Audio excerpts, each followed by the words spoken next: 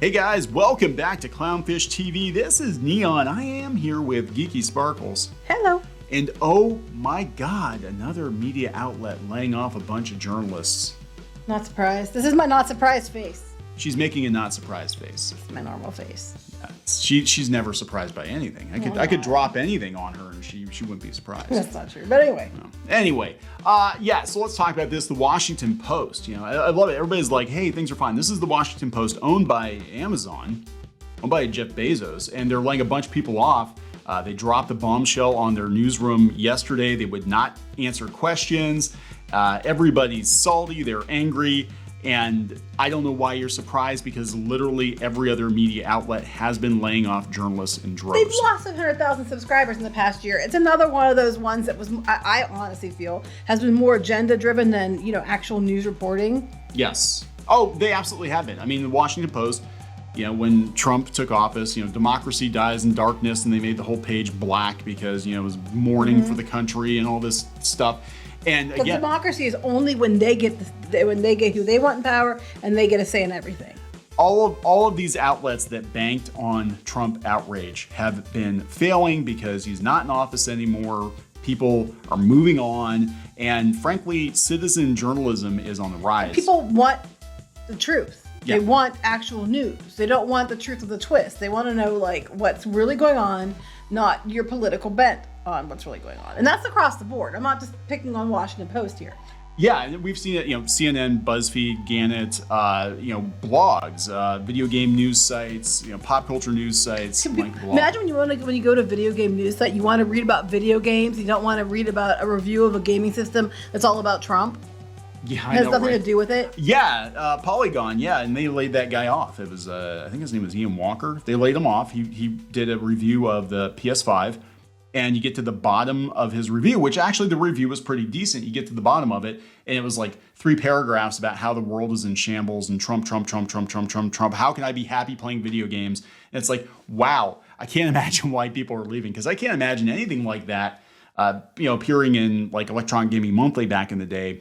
It was just game reviews. It was supposed to focus on what it says it is, Electronic Gaming Monthly. That's what it was. And apparently Taylor Lawrence, who I think is she the one that was going after YouTubers? Yeah. Well, she works there too, I guess. So she might be in a good job. What a pity. So we're gonna They're smart though. We were one of the first ones to go. Yeah, we're gonna talk. Well, okay, so that's what I think is gonna happen. I think a lot of these media outlets are gonna use the opportunity to get rid of people they wanted to get rid of, but really didn't have a good reason to get rid of without there being a lot of backlash. 250 people are getting their job. I mean, we don't want to see people lose their jobs. Don't get this wrong. But that's not a lot of people, really. No, I mean, you've got the New York Times. They're going on strike. There's like 1,000 people in their newsroom. I'm like, that's way too damn many people at the Times, and they're gonna start cutting. So let's talk about this, because there are going to be so many unemployed digital journalists next year. And what are they going to do? Bitch on Twitter? No, a lot of them are saying they're leaving Twitter because, oh my God, alt-right Nazi Elon Musk runs Twitter. What are you going to do? The whole thing's imploding. I mean, it's all imploding. So let's talk about this. Before we get into it any further, please subscribe for more pop culture, news, views, and rants. Guys, almost 283,000 subs. Hit the subscribe button. We have been covering the situation with journalism, not because it's a political thing, but because, we do cover pop culture news.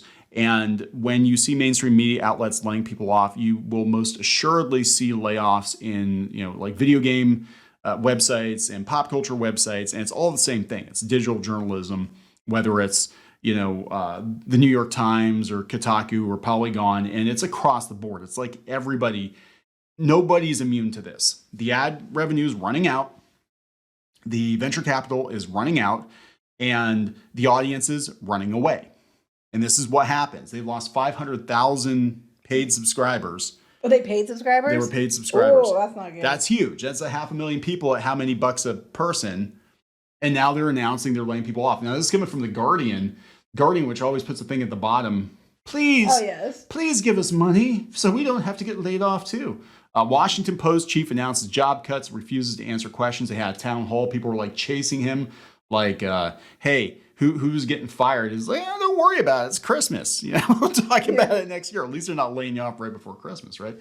Fred Ryan, that's this guy here, Washington Post publisher and chief executive.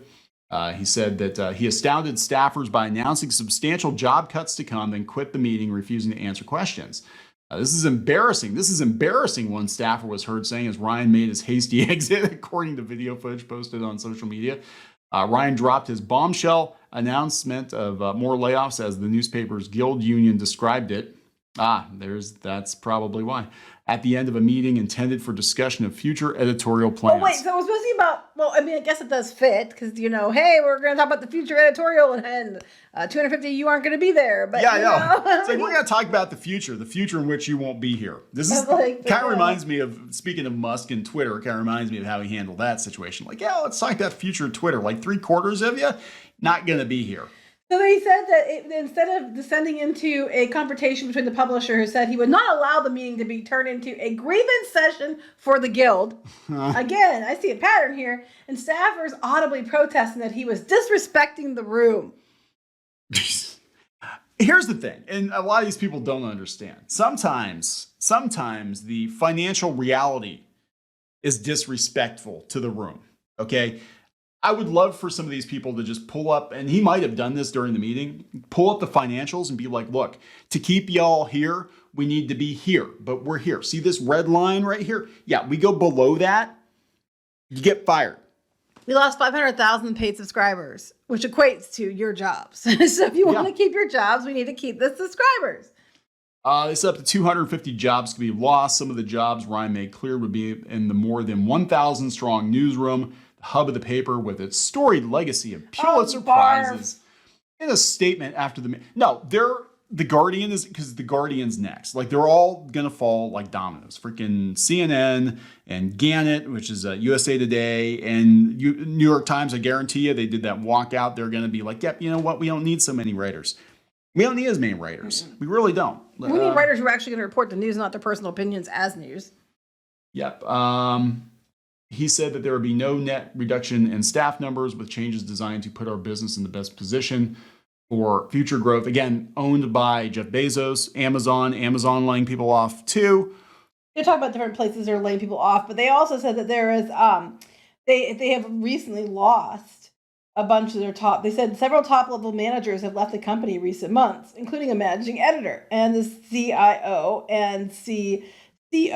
They probably bottom out. They probably, because look, a lot of times what these companies will do, again, having worked a corporate job and having worked at newspapers and all that stuff myself, a lot of times what they'll do is they'll start at the top and be like, hey, so-and-so, you're costing us $150,000, $200,000 a year.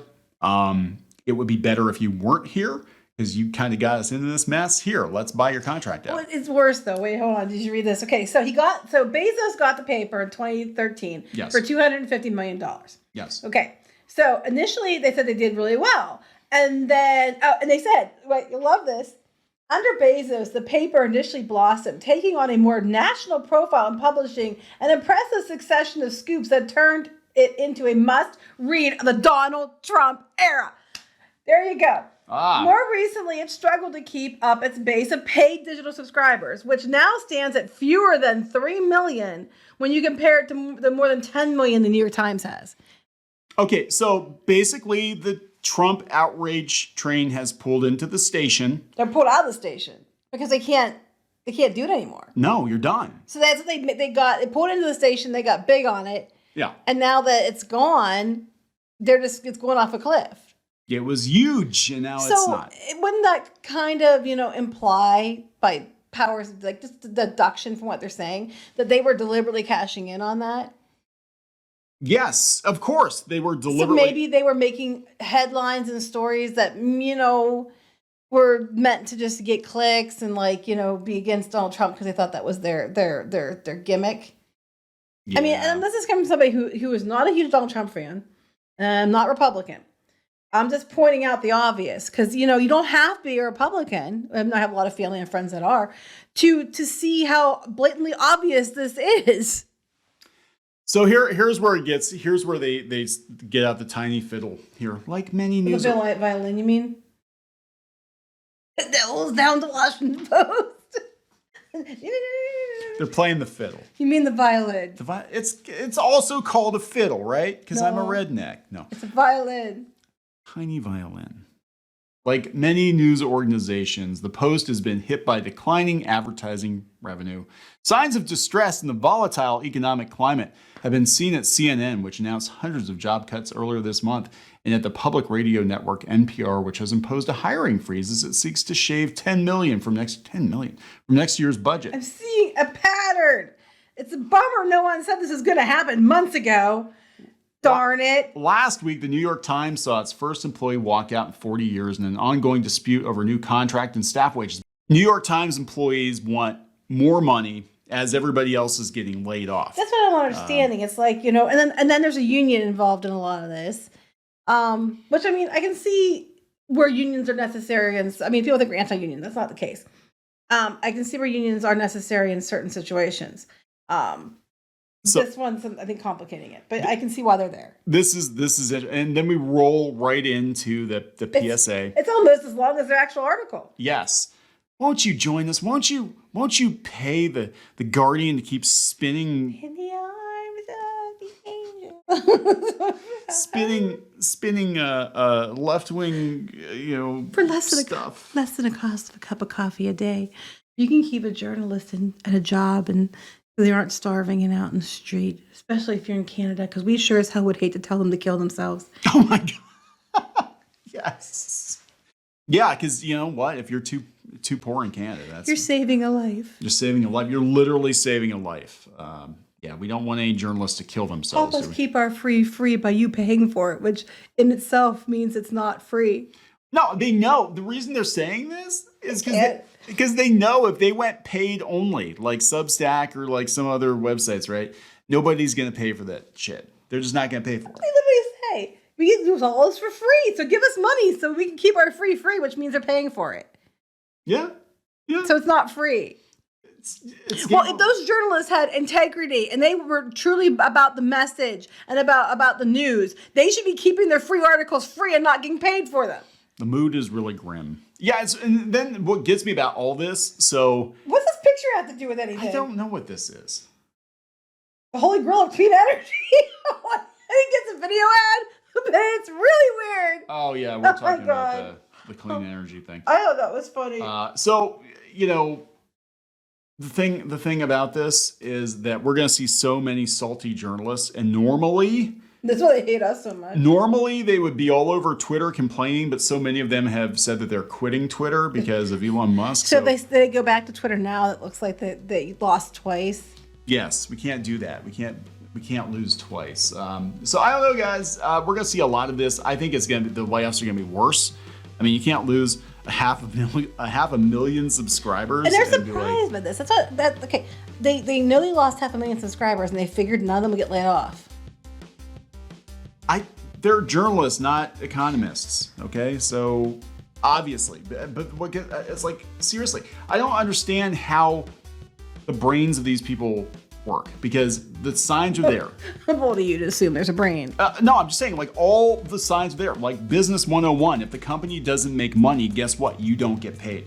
But they were so used to, there are people pulling a rabbit out of their hat or finding something, outrage to mind. These are the generation of WeWork. What do you expect?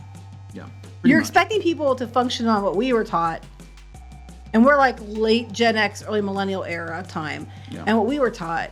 And these are people that are coming in from a completely different generation that have been apparently taught that you don't have to, you can just show up and you get a trophy or a paycheck. No, we don't work anymore. That's the problem. Yeah. They're not going to be working for much longer. How many of them will actually have what it takes to go start their own websites or go, because that's what you used to do back in the day. You got fired from your job at some website, and if you were actually good at it, you'd go start your own thing. And I don't think these people, most of them, have the capability of starting their own thing. Somebody else did it. They just want to sit in the seat and take credit. Yep, exactly. So anyway, Starbucks is hiring, I guess. We're going to wrap it up. Yep. Please subscribe for more pop culture news, views, and rants, guys. We'll talk later. Bye.